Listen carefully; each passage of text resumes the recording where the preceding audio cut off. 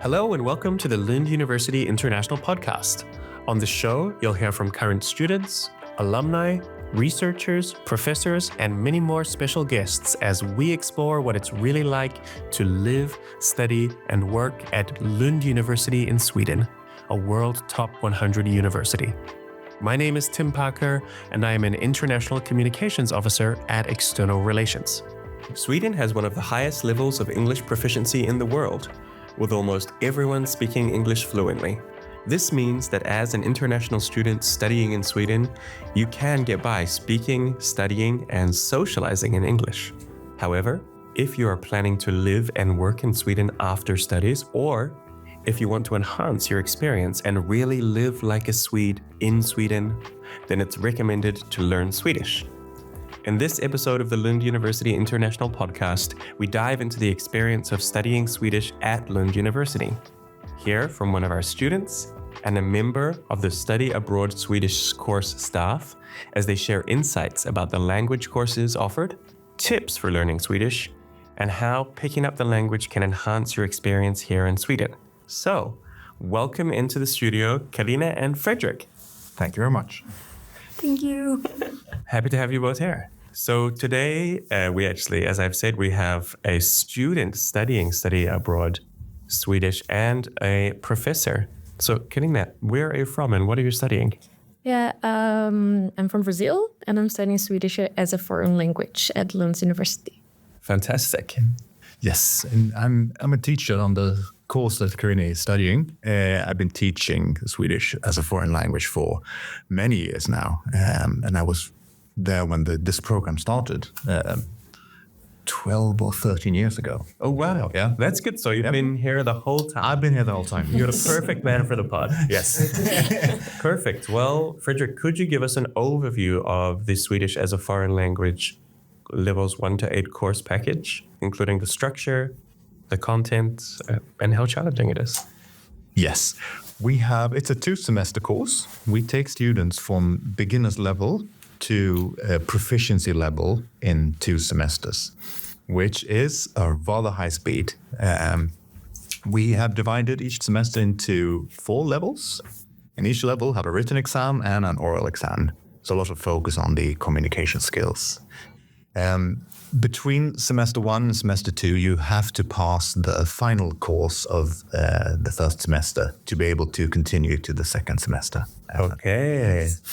And then if you pass our last course, which is level 8, 4 courses per semester, you are considered Swedish speaking. You have the same proficiency as a Swedish student leaving high school or taking the TSUS test, which is something you perhaps have heard about or we will talk about later.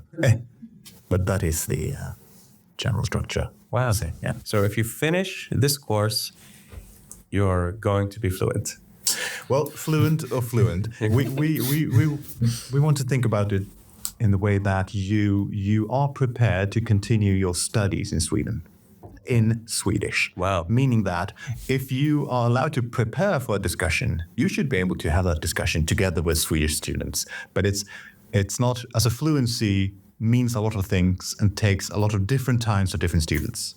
So walking into the lunchroom at your future workplace and just blending in, that might take half a year extra or 5 years extra. But you are prepared to study in Sweden. So where you can, if you're allowed to prepare, you will be able to function as a Swedish student. Fantastic. Yes. And as you mentioned, there's incremental tests along the way. Yes. Yes. Fantastic. And I will add, this course is quite famous here at Lund. It's very, very popular and people speak very highly of it. And as you've already hinted at, it is can be a challenging course as well.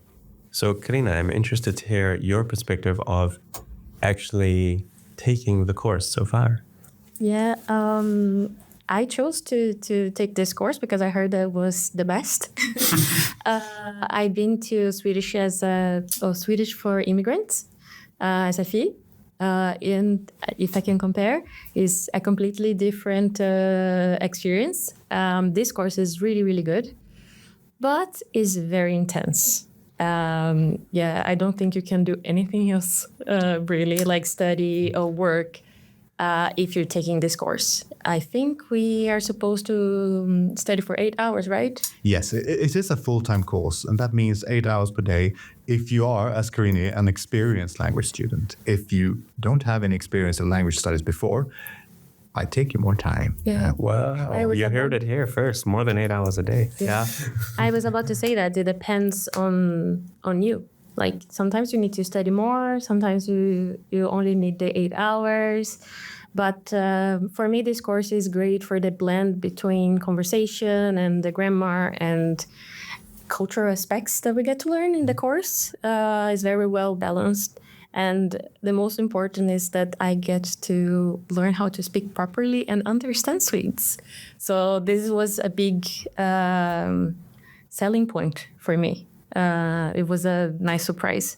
We want to focus on helping the students to reach a level of pronunciation where the Swedes they are speaking to do not automatically switch to English. Exactly. So that you have an acceptable pronunciation.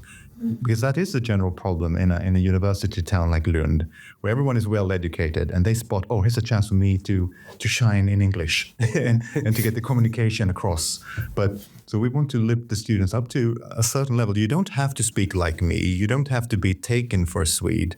But we need to get rid of the most to make it proper Swedish so that you will be accepted and people don't get tired because they have to focus to understand what you're trying to say. Because tired people switch to English and they love to switch to English.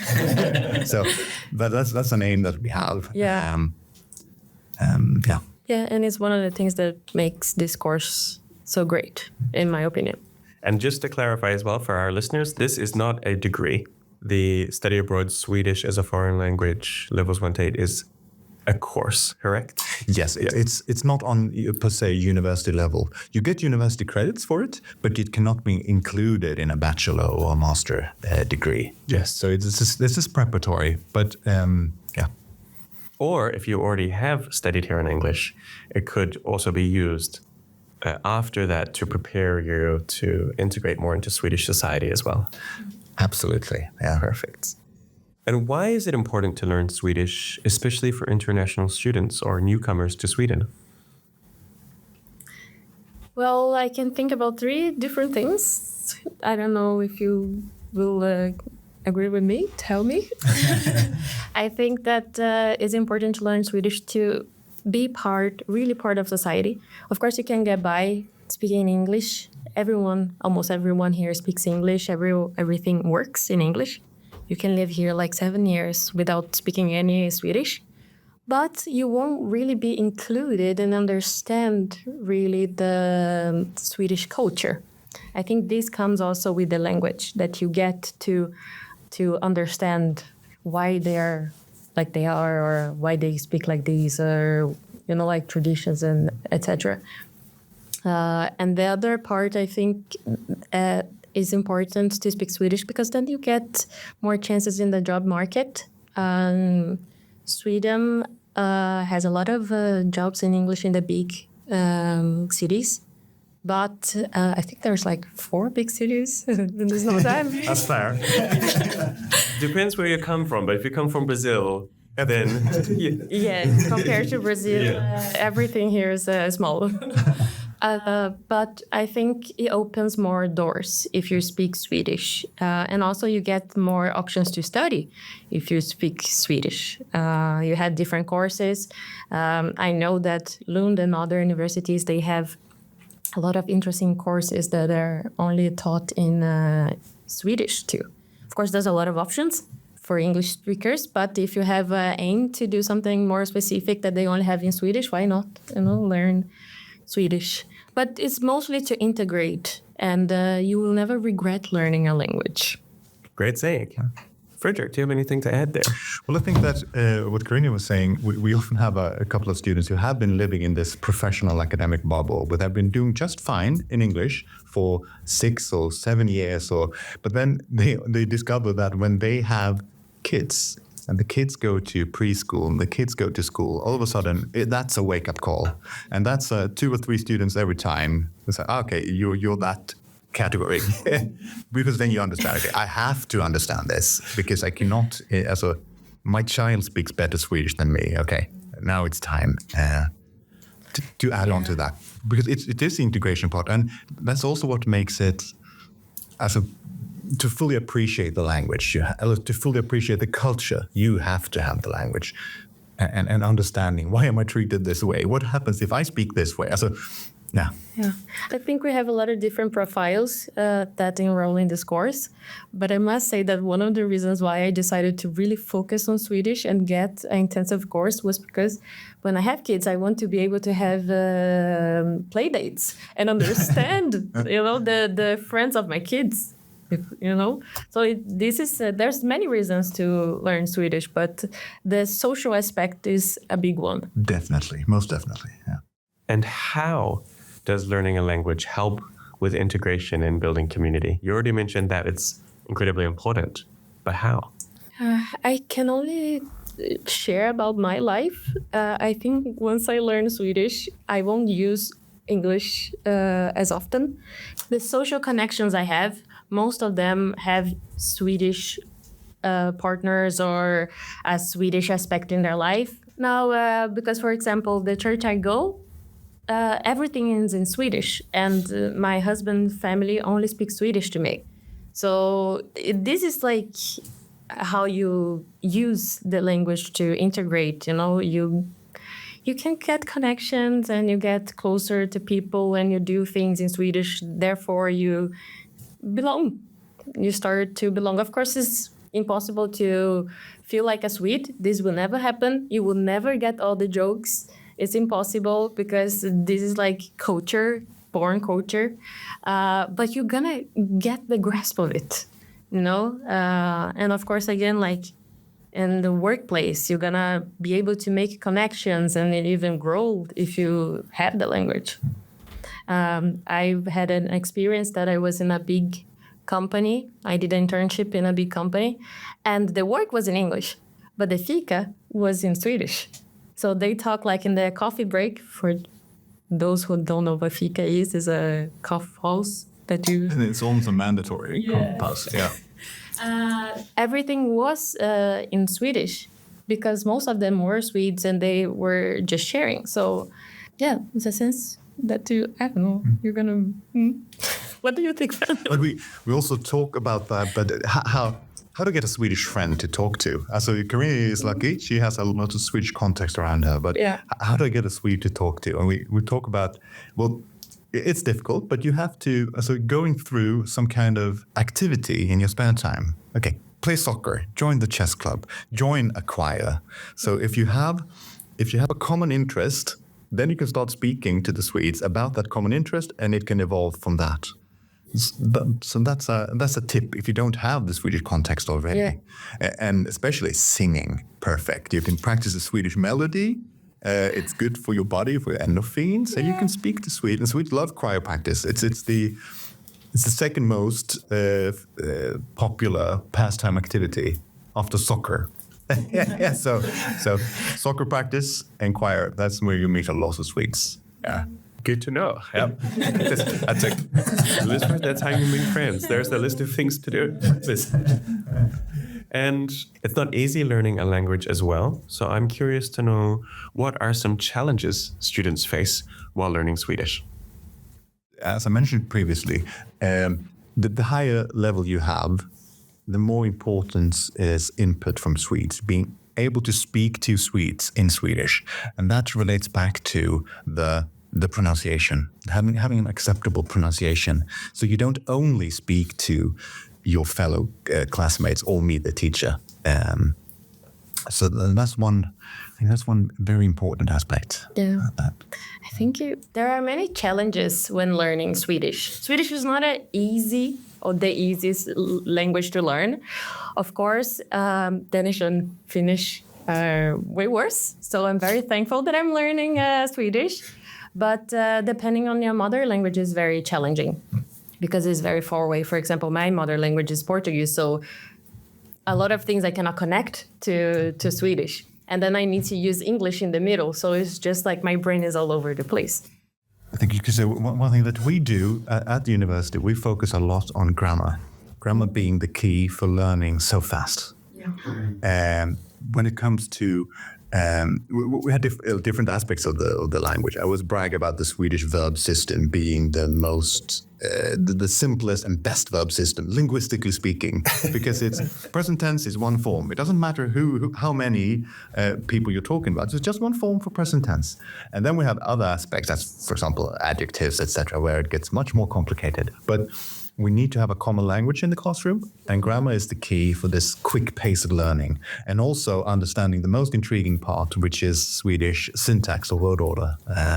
So we need to have a common language, simplified linguistics, but a common language so we can learn this quickly. Yeah. So that's another thing we focus a lot on, apart from the pronunciation parts. Nice. Yeah. And Swedish does have a melody to it as well. Yes. I can tell a funny story that happened yesterday, because Fredrik, he was telling us that we need to train the melody. And I was like, okay, I'm going to do that. And I wasn't at the store yesterday. And then I went to my doctor. And then I was like, okay, I'm going to train Swedish. I'm going to speak Swedish. And just for you guys to know, I'm still in the beginning of the course, like getting to the half of the course. So I was like, started to talk in Swedish. And the guy asked me, are you Norwegian? And I was like, oh my God, I'm singing too much. Yeah, but that's a good compliment. That's great to hear. But we talk about the melody as the key for the language. Yeah. And also the melody is very important for how other people react. As for example, if you speak Swedish without melody, it sounds very aggressive to the Swedish ear. And that is something that we need to emphasize that, because we have many students who are planning to work professionally in medicine as doctors, and they are often from languages that have a very flat melody.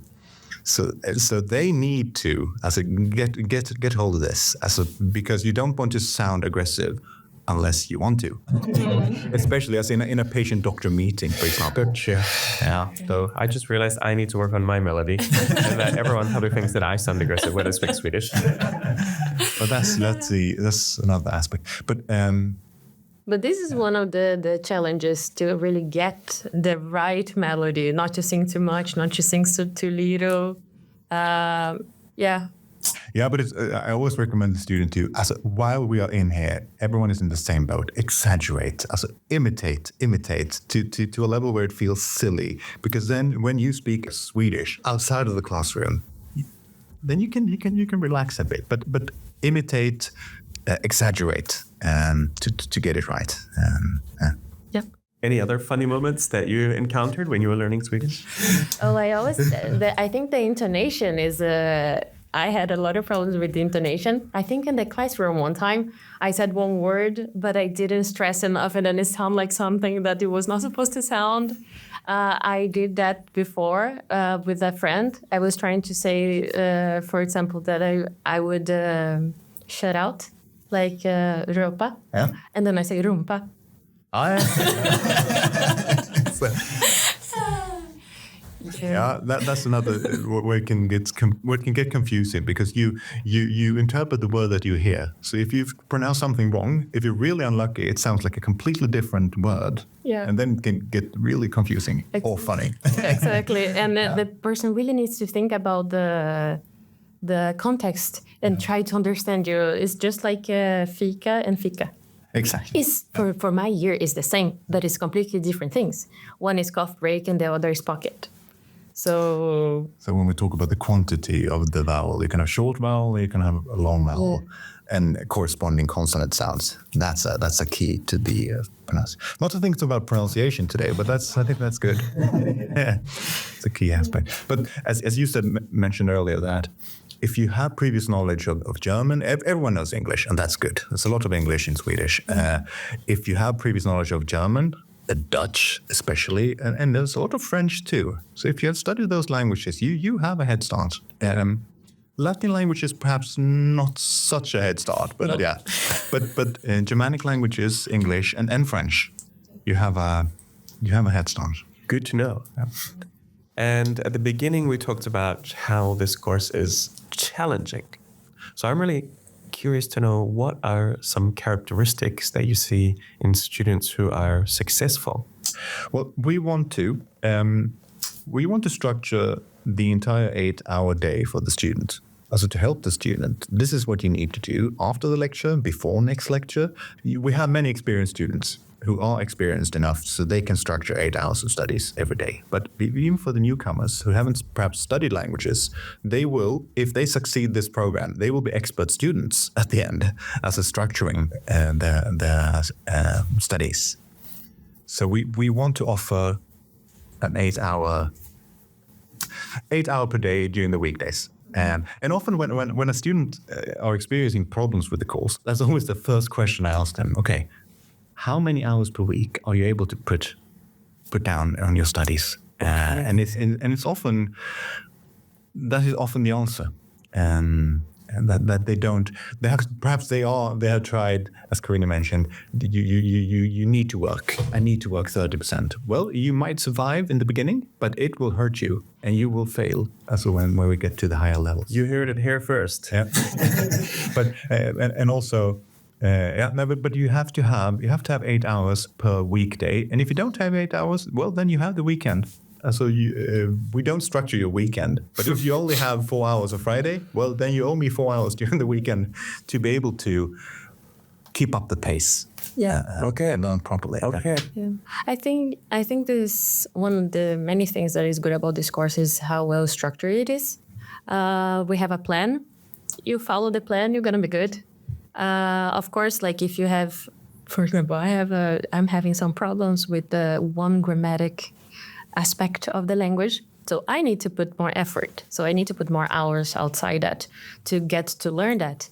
Because grammar is not always easy. Because when we speak a language, normally we don't think about what is a subject, what is a noun, what is not like a verb, whatever. So you need to really to think about that. You just need to follow the structure. Well, I mean, it sounds like putting the time in is a key contributor. Yes, absolutely.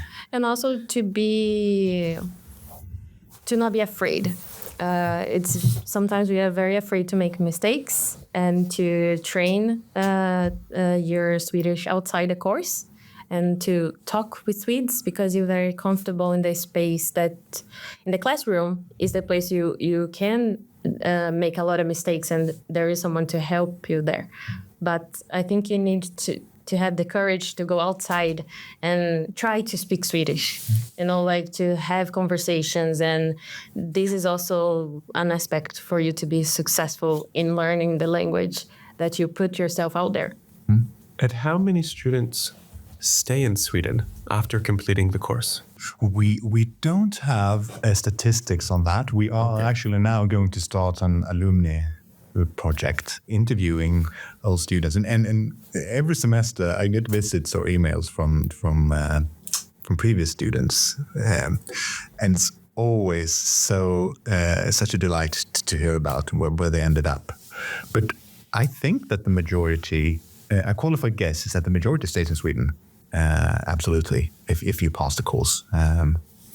Yep. I think it's interesting to mention too that the course is a mix of people who were here studying already, like doing a master's or a bachelor, or they lived here before because they moved for a partner, and people who are interested in the language that or I don't know, have relatives that were Swedish. So it's a really nice mix, and this is really good too. Because then you get to share the experience of moving to Sweden with people that are in Sweden already and know the knows and hows of culture and how to get along or go around in the city. So it's a really nice mix in the classroom. Absolutely. We have students who are fresh out of high school being 18 up to students being 45, so already having worked professionally. And it's always that, a mix. We have, in the beginning of the semester, we have 30 students in the classroom. And then after a couple of levels and people realizing I don't have time to work at the same time. So we have 25 or 26 students during the semester. And And as Karyne said, it is a mixture. About half of them are coming from outside of the EU, and they often have a profession. They are coming to Sweden to become doctors in Sweden or work as dentists, and they need Swedish, and they need to you make a qualification test for the line of work that you're going to do. So that's roughly 50%. And then we have a lot of, you can have a master students who have decided to stay in Sweden, perhaps taking another course which is only in Swedish. Okay, I need Swedish now. And they have often studied some Swedish during the master program. And then we have the really young students, they're often young, they have a Swedish parent. And they know spoken Swedish very well. They have not written a word, typically not written a word in Swedish, but they are fluent when it comes to speaking. And they have often the opportunity to join another program and have their entire education in Lund, since they are Swedish. And then we have people who have moved here, who have experience from Swedish for immigrants previously outside of the university, who come to us for the final push to be really immerse in the language, I think. Yeah. I think that this is a course that you really get to just focus on that, and then you really get the language. So for those people like me that were here I've been living here for 2 years and a half now, and I had the basics of Swedish from Swedish for immigrants. And this is the course that you can just okay, I'm gonna focus on that, and I'm gonna really breathe Swedish. And that's how I would describe this course. I could just breathe Swedish all the time. So this is Swedish in an academic environment. As a Swedish for immigrants, they have a very wide category of students or pupils. They have to accept everyone. And then we have, it's quite difficult to get into the course since it's popular. So we get a very concentrated version of Swedish for immigrants, you could say. Yeah. Thank you for letting us know so much about this amazing course. It does sound challenging, but the prospect of becoming fluent or approaching fluency is very tantalizing. How can students learn more about this course package? Yeah, from my part, you can send me a message on Unibody. I have a profile there, and then I can share a little bit about my experience and my thoughts about the course. Anything that is related to the structure, I think Fredrik can give a tip on how to find. If you Google Study Abroad Lund University, you will find our website where you find the most important information. Perfect. All the resources are there. Yes. And of course, you can always contact staff from the international office to learn about this course package or other international degrees by Googling "Contact us about degree studies, Lund University," and you should find that form there. Thank you so much for coming in today. It's been an absolute pleasure to talk to both of you. Thank you so much. Thank you very much. Good luck to everyone out there who's applying to this course as well. Yes. Thank you for listening to this episode of the Lund University International Podcast. If you're interested in learning more about Lund University, you can go to our website, lunduniversity.lu.se. You can also follow us on social media on Instagram, Facebook, YouTube, and X. And you can connect with our amazing student ambassadors on Unibody. Don't forget to subscribe, and we look forward to bringing you a new episode very soon.